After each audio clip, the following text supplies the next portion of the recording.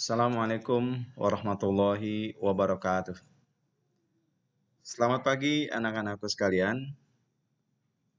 Selamat bertemu kembali di pertemuan kita yang ketiga hari ini. Hari ini kita masih melanjutkan tema kita tentang Asmaul Husna. Lebih tepatnya memahami Asmaul Husna, mengenal lebih dekat dengan Allah melalui Asmaul Husna. Sebelumnya Bapak ingin mengingatkan kembali bahwa tujuan pembelajaran kita dari bab pertama ini itu adalah yang pertama kamu mengenal apa sih itu Asmaul Husna. Yang kedua, bisa menyebutkan minimal 5 Asmaul Husna, yaitu Asmaul Husna Al-Khabir, Al-Alim, As-Sami, Al-Basir, kemudian yang terakhir adalah As-Sami'. Nah, kelima Asmaul Husna ini, yang terakhir tujuannya adalah kamu atau kita semua bisa mengamalkan Asmaul Husna tersebut di dalam kehidupan kita sehari-hari. Dan untuk memulai kegiatan pembelajaran kita pagi hari ini, kita awali terlebih dahulu dengan doa awal pertemuan. Doa mau belajar. Bismillahirrahmanirrahim. Raditu billahi rabban wa bil islami dina wa bi Muhammadin nabiyya wa rasulah. Rabbi zidni ilman warzuqni fahman bi rahmatika ya arhamar rahimin. Baik, anak-anak sekalian, sesuai dengan tema kita tentang Asmaul Husna. Jadi ada 5 Asmaul Husna yang akan kita bahas. Namun sebelumnya Bapak ingatkan kembali bahwa Asmaul Husna itu terdiri dari 2 kata, yaitu kata asmaun, yaitu asal kata dari ismun, artinya adalah nama. Dan asma itu adalah kata jamak dari ismun, berarti nama-nama. Namanya banyak berarti. Kemudian husna itu adalah sifat. Asal katanya dari kata hasan, artinya baik. Jadi disimpulkan bahwa Asmaul Husna itu adalah nama-nama Allah yang baik dan agung. Itu Asmaul Husna dan jumlahnya amat banyak. Namun yang wajib kita ketahui hanya 99. Kenapa 99? Karena 99 Asmaul Husna tersebut terdapat di dalam Al-Quran.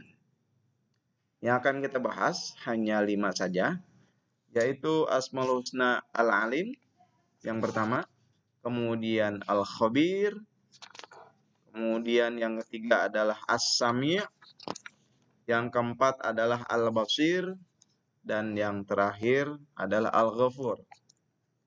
Baik anak-anakku sekalian, untuk memahami lebih jauh apakah itu kelima asmaul tersebut, mari kita saksikan tayangan berikut ini.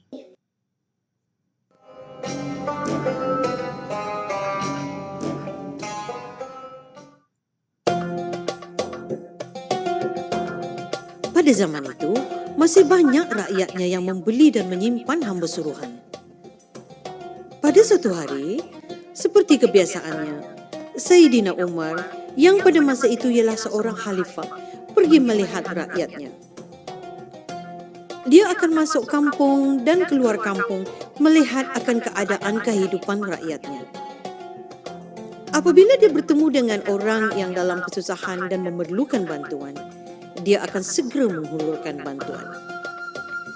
Sedang dia berjalan-jalan itu, tiba-tiba kelihatan olehnya seorang budak penggembala kambing. Dia pun menghampiri budak itu. Dia dapat merasakan seperti ada suatu kelebihan yang luar biasa ada pada budak penggembala itu. Sayyidina Umar berkeinginan benar menguji kepintaran budak gembala itu. Lalu Sayyidina Umar bertanya siapakah yang punya kambing yang dijaga oleh budak gembala itu. Budak gembala itu pula tidak kenal akan Khalifah Umar. Tetapi dengan ramah dan tegas dia menjawab, "Kambing-kambing ini adalah kepunyaan tuan aku yang bernama si Anu bin si Polan." Khalifah Umar pula amat tertarik dengan perangai budak gembala itu dan seterusnya berpura-pura lagi untuk mengujinya lagi. Lalu Khalifah Umar berkata kepada budak gembala supaya menjualkan saja kambing-kambing itu kepadanya dengan harga yang mahal. Tetapi apabila mendengar kata-kata itu, budak gembala sekali lagi menjawab dengan jujur dan tegas. Tidak, tidak boleh. Aku tidak boleh menjual kambing-kambing ini tanpa kebenaran dari Tuhan aku. Budak gembala merasa tidak senang hati, lalu menjawab dengan suara semakin bertegas. Tuhan aku tidak tahu, tapi Allah yang Maha Melihat dan Mengetahui itu tahu akan perbuatan aku. Aku takut nanti Allah akan siksa aku di akhirat. Aku tidak takut dengan siksaan yang diberikan oleh khalifah aku sekiranya dia tahu akan perbuatan aku itu. Tapi aku lebih takutkan siksaan Allah Subhanahu wa Ta'ala. Budak gembala itu masih tidak tahu orang yang berada di hadapannya ialah Sayyidina Umar Al-Khattab sendiri. Mendengar kata-kata dari budak gembala itu, Khalifah Umar merasa sangat terharu. Dia berhadapan dengan seorang yang berhati jujur. Sebab dengan keadaan sebagai hamba penggembala kambing untuk tuannya, budak itu masih tetap jujur dan taat pada tuannya. Lalu Khalifah Umar segera berjumpa dengan tuan budak gembala itu supaya budak itu dibebaskan dari menjadi hamba.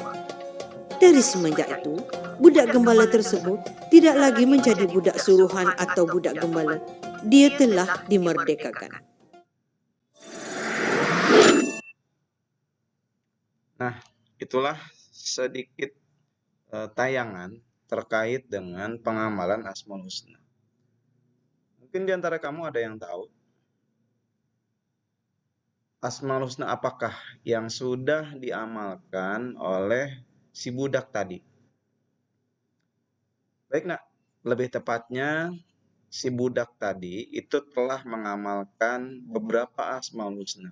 Yang pertama, dia mengamalkan Asmaul Husna Al-Khabir, Allah yang Maha Mengetahui. Nah, ketika Sayyidina Umar bin Khattab meminta supaya si budak tadi menjual kambingnya dengan keyakinan yang betul bahwa Allah adalah zat yang Maha Mengetahui akan segala perilaku hambanya, si budak tadi tidak mau menjual itu. Kenapa? Karena Allah adalah zat yang Maha Melihat. Andai si tuannya, si pemiliknya dia tidak melihat, tapi Allah Al-Khabir, ada Allah yang Maha Melihat. Kemudian dia juga mengamalkan Asmaul Husna As-Sami'. As-Sami' artinya adalah Allah yang Maha Mendengar. Karena apapun yang dibicarakan oleh Sayyidina Umar dan budak tadi, itu hakikatnya adalah Allah mendengar apapun yang mereka sedang bicarakan. Sehingga dengan keyakinan itu kita lebih berhati-hati dalam berucap. Jangankan kita berbicara, kita berbisik saja atau bahkan kita belum mengeluarkan sepatah kata pun Allah sudah tahu apa yang ada di dalam hati kita.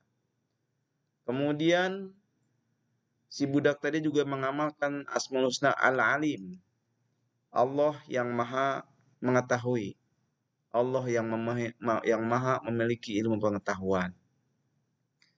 Karena dengan pengetahuan si budak tadi yang dia dapat dari si tuannya yang mengajarkan bahwa dengan ilmu pengetahuan maka dia akan bisa menjelaskan apapun yang ditanyakan oleh orang lain. Kemudian sifat al-alim ini menuntut kepada kita hamba Allah supaya kita banyak belajar, terus belajar mencari ilmunya Allah yang maha luas. Karena dengan ilmu semua akan menjadi mudah. Orang yang berilmu insya Allah akan berakhlak yang baik. Nah, kemudian si anak tadi juga mengamalkan Asmaul Husna Al-Basir. Al-Basir artinya adalah basor, melihat. Allah yang maha melihat. Maka ketika kita meyakini bahwa Allah adalah zat yang maha melihat, kita sudah pasti akan lebih berhati-hati dalam berperilaku. Karena dimanapun kita berada, apapun yang kita lakukan, Allah sedang melihat kita. Sehingga kita lebih waspada, lebih berhati-hati dalam berbuat. Kemudian mengamalkan sifat Asmaul Husna Al-Ghafur, Allah yang maha pengampun. Setelah kita melakukan perbuatan yang dosa atau yang dilarang oleh Allah, yakinlah bahwa Allah akan memaafkan semua kesalahan, semua kekhilafan yang pernah dilakukan oleh setiap hambanya. Karena itulah janji Allah, innallaha ghafurur rahim. Sesungguhnya Allah adalah zat yang maha pengampun lagi maha pengasih. Demikian pertemuan kita hari ini. Jadi kesimpulannya adalah selain kita mengenal Asmaul Husna, maknanya, jumlahnya, tapi Allah juga meminta kita secara tidak langsung agar kita mengamalkan Asmaul Husna tersebut di dalam kehidupan kita sehari-hari. Al-Khabir, Allah yang maha mengetahui. Al-Alim, Allah yang maha mengetahui. Al-Basir, Allah yang maha melihat. As-Sami, Allah yang maha mendengar. Al-Ghafur, Allah yang maha mengampun. Terima kasih. Assalamualaikum warahmatullahi wabarakatuh.